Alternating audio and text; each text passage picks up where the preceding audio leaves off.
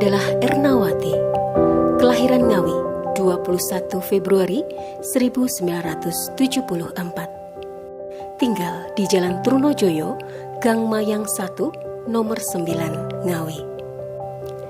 Dianugerahi 2 orang anak putri. Putri yang pertama saat ini telah lulus kuliah di UNS dan telah bekerja di kota Solo. Sedangkan putri yang kedua yang bernama Alia Nafisa, seorang anak spesial yang saat ini bersekolah di SLP Beranda Istimewa Grudo Ngawi, kelas 6. Mitra dengar Radio Suara Ngawi, saat ini saya berada di salah satu rumah di mana kalau boleh saya bilang ini benar-benar Kartini yang luar biasa.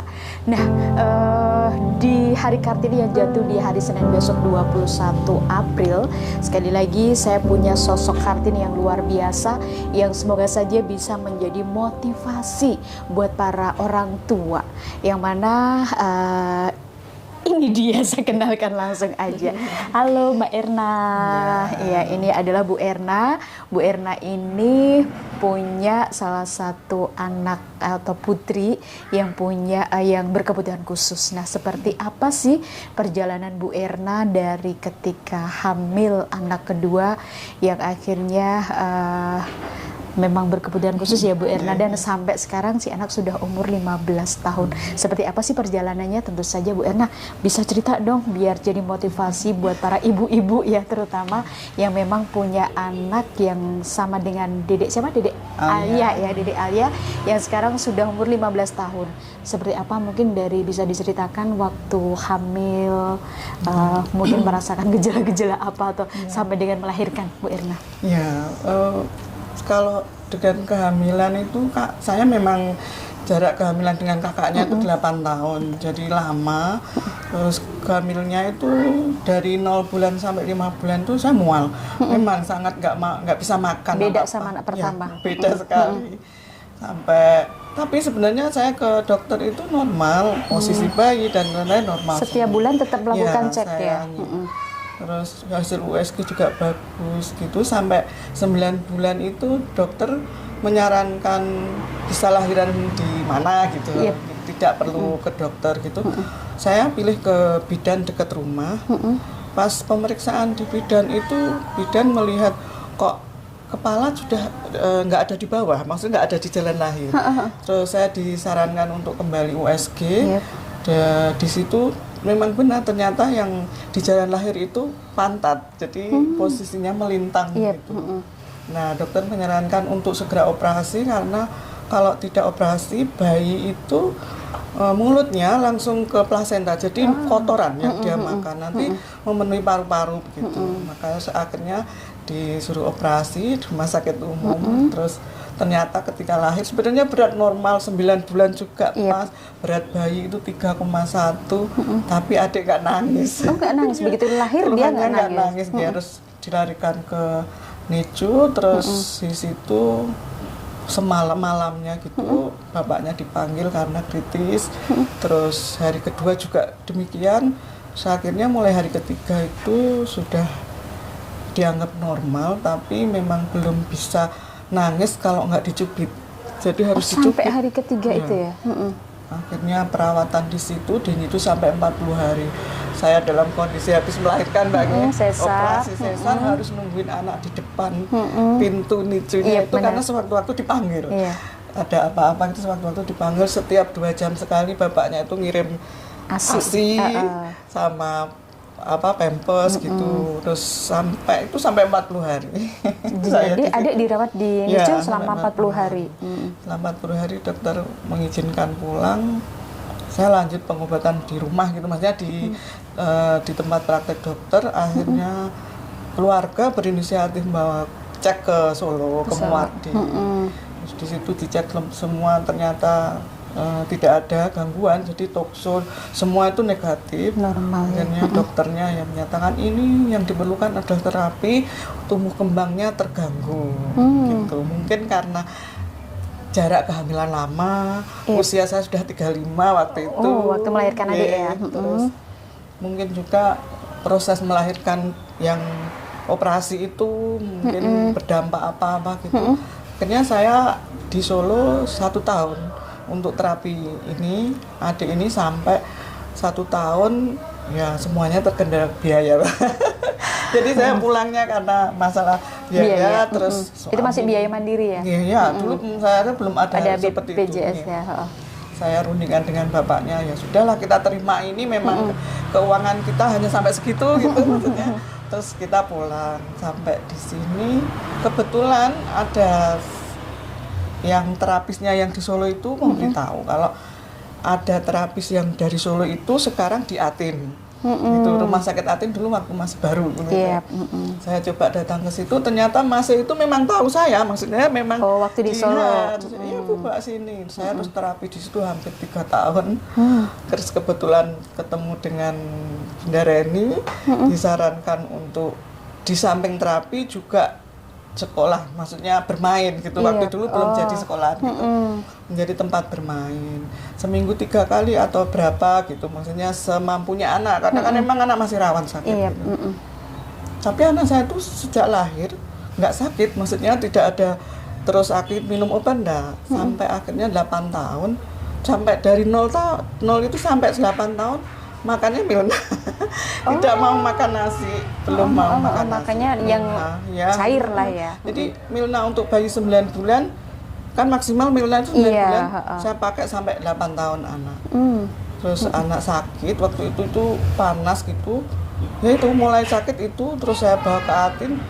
Dokternya Dokter Melita melihat itu rekam medis yang dari Solo. Oh ini Bu ini ya udah langsung aja ditangani. Ada kejangnya gitu. Waktu itu memang panasnya sampai 40 itu kaki dan tangan gini-gini gitu. Waktu kejang malam itu ya? Di situ dokter mental langsung bawa ke ini ke ICU aja. Jadi saya langsung malam takbiran itu. Umur 8 tahun itu ya? Iya. Tapi habis dari situ terus mau makan nasi. Jadi malah habis sakit itu malah makan nasi dan banyak. Maksudnya sudah mau makan tapi lembek ya, maksudnya nasi yang di lembek. Terus mulai sekolah itu sampai sekarang sudah, saya dulu berpikirnya gini Mbak, anak saya ini bisanya mungkin hanya tiduran gitu aja. Nah, benar-benar 1 minggu sekolah maksudnya bermain itu sudah mau saya lepas, maksudnya sudah sama guru gitu, maksudnya sudah tidak mau dengan saya, maksudnya saya sudah di luar, saya sudah nggak mendampingi. Terus kemudian 1 bulan, belum ada 1 bulan itu sudah diajari AIUEO, bisa mengikuti, dan anak itu ketawa gitu, riang gitu maksudnya. Untuk melemaskan rahang mungkin ya ketika diajari AIUEO itu ya. Akhirnya saya semangat untuk sekolah. Dulunya saya juga terkendala nih Mbak, kalau kan swasta ya dan lain-lain. Tapi sekolah nggak masalah, jangan masalah keuangan dulu, yang penting anak begitu.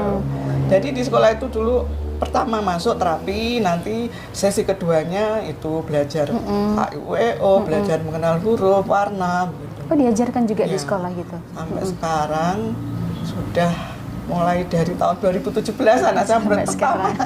Sampai sekarang. Sejak salah satu sekolah yang ada di Kabupaten Ngawi ya, salah satu sekolah anak berkebutuhan khusus ya, didirikan di Kabupaten Ngawi. Adik Alia ini merupakan salah satu anak angkatan pertama sampai sekarang di usia 15 tahun. Butuh berapa lama sih adik, kalau nggak salah kan kalau seperti adik Alia itu ketika mau duduk harus dipangku, digendong. Tapi kemarin sempat lihat sudah mulai, sudah ini ya, sudah terlihat sudah bisa ngangkat kepala sendiri. Itu saya setahun di Solo itu belum bisa, maksudnya hanya baru saya dilatih. Jadi waktu terapi di Solo itu tidak hanya anak diterapi, sorenya orang tua belajar. Jadi nanti bisa terapi 24 jam di rumah. Kalau dengan terapis kan hanya 2 jam.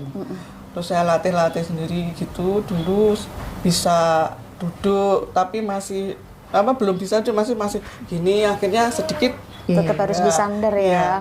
Akhirnya waktu sudah sekolah itu ada alat untuk berdiri, standingnya ini sudah agak kuat sekarang. Bu Erna, kalau boleh saya tahu hal yang paling kesulitan selama adik lahir sampai sekarang umur 15 tahun ketika setiap hari mengasuh adik kayak gitu, hal yang paling sulit itu gimana? Kan selain mental, selain biaya, pasti ada hal-hal sulit lagi ini. Ya, mengatur waktunya juga saya sudah kehilangan waktu, Pak. Jadi saya nggak berteman, saya kalau bermasyarakat hanya arisan RT saja, yang lain nggak bisa ada nikahan, nggak bisa karena memang memerlukan saya terus. Iya. Nah, kebetulan di rumah sebenarnya juga ada utinya dan lain, tapi nggak mau anaknya.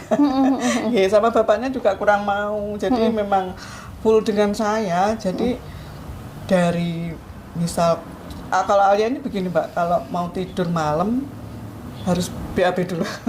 Jadi jam berapapun kalau belum BAB belum tidur. Kadang saya sampai jam 11 atau setengah 12 setelah BAB baru dia tidur. Sudah hafal. Ya. BAB-nya malah justru malam hari ya? Pagi malah nggak BAB? Tidak ada. Mbak Erna, kalau boleh tahu, saya kan kayaknya kayak kemarin ya, saya termasuk tamu asing bagi di Alia ya kemarin, karena terlihat dia langsung ada reaksi. Jadi gini ceritanya mitra dengar, ketika ada seseorang yang datang ke rumah, di Alia itu bakal memberikan respon langsung gitu ya. Walaupun itu aromanya harum seperti apapun, kalau ada hal yang baru masuk ke rumah ini, dia bakal ada respon seperti itu. Nah, kalau hal yang paling menyenangkan melihat perkembangan adik Alia gimana, Mbak? Saya kan nggak mengira ya, Mbak.